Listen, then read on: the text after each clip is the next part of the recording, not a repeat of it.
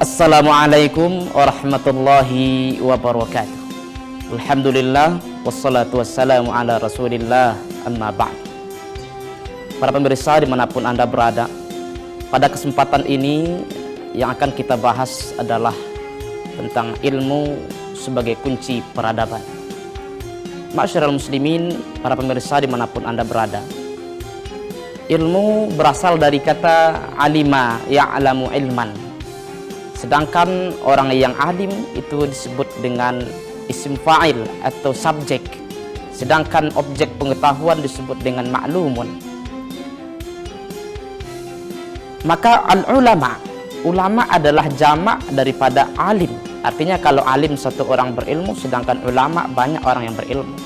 Tapi kemudian orang bertanya, ulama itu apa sih? Maka ada satu pendapat mengatakan, ulama itu adalah orang-orang yang mempunyai ilmu pengetahuan dan wawasan yang luas. Tetapi ada satu lagi pendapat mengatakan bahwa ulama tidak hanya cukup berpengetahuan luas, tetapi dia juga harus merasakan ada rasa takut kepada Allah Subhanahu wa taala. Sebagaimana ayat Al-Qur'an, "Innama yakhshallahu min ibadihil ulama." Kata kuncinya di situ adalah dia takut kepada Allah di samping dia mempunyai ilmu. Maka sebenarnya apa sih warisan daripada Rasulullah Sallallahu Alaihi Wasallam? Rasul mengatakan bahwa tak ada yang beliau wariskan kecuali cuma satu, yaitu ilmu. Ilmu dalam hal ini terbagi kepada dua. Ada ilmu Qur'aniyah, ada ilmu kauniyah. Sebagaimana juga ada ayat-ayat Quran, ayat-ayat Al-Quran yang bersifat kauniyah, yang bersifat alam, ada yang bersifat Qur'aniyah yang tertulis dalam teks. Maka ada satu pepatah mengatakan, alam tak kambang jadi guru.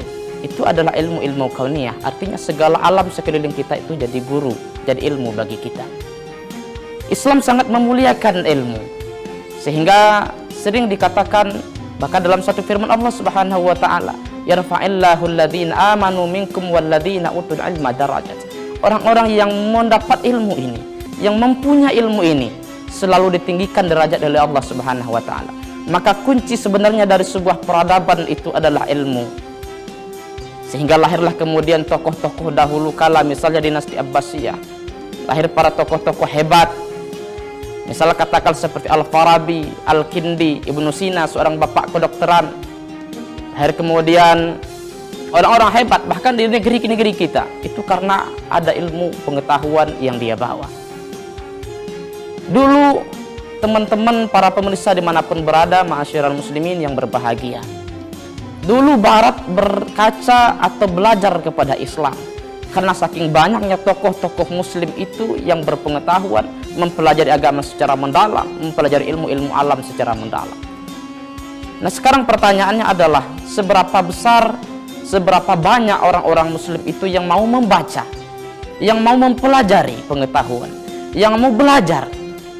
Sehingga tak salah kemudian Allah Subhanahu wa taala berfirman, "Iqra bismi rabbikal ladzi khalaq, khalaqal insana min 'alaq, iqra wa rabbukal akram, alladzi 'allama bil qalam."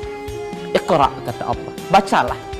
Yang dimaksud Allah membaca di sini bukan hanya ilmu-ilmu yang tertulis saja, tetapi ilmu-ilmu yang tidak tertulis pun harus dibaca. Maka adanya ilmu, ada ilmu yang tersurat, ada ilmu yang tersirat, dan ada ilmu yang tersuruh. Banyak ilmu-ilmu yang menjadi rahasia-rahasia belum kita dalami sepenuhnya.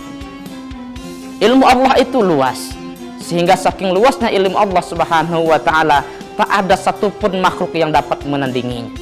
Ilmu yang diberikan kepada makhluk itu hanyalah manifestasi daripada ilmu yang diberikan oleh Allah Subhanahu wa taala.